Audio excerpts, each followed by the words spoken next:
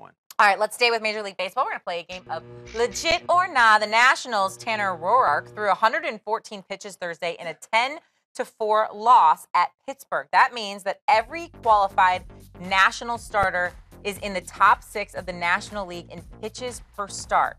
Okay, you get all that? Yeah. Legit or not, Dusty Baker still hasn't learned how to use his starting pitchers. It's a very bold statement to say legit or not. It is.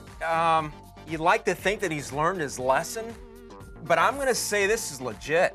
I think that when you look at guys like Syndergaard with the Mets and things like that, you really have to be cautious with your starting pitching, and you can't overuse them. And if any fan bases know what Dusty Baker has done with starting pitchers under his charge over the years, it'd be people in Chicago with the Cubs when he was early here. 2000s. He really used Mark Pryor and Kerry Wood a lot. I mean, those two guys alone, I think in 03 had 7 games each of like over 130 pitches a game. I mean, he's very old school as Dusty Baker, and I think he has that old school kind of approach. Then does that mean that these, and I'm just playing devil's advocate, these pitchers are too soft?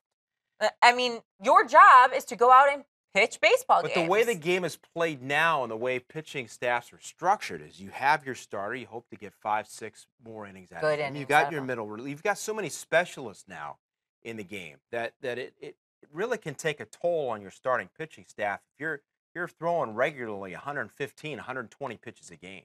So I think that that's something that, Dusty Baker certainly does need to take a look at. I think that's legit, and that's based on history. Yeah. We have to learn lessons from history, and the past tells us that Dusty Baker, and that not only was with the Cubs, it was with the Reds too. And he had a number of pitchers there that he liked to use a lot. Steven Strasburg is averaging over 103 pitches per start.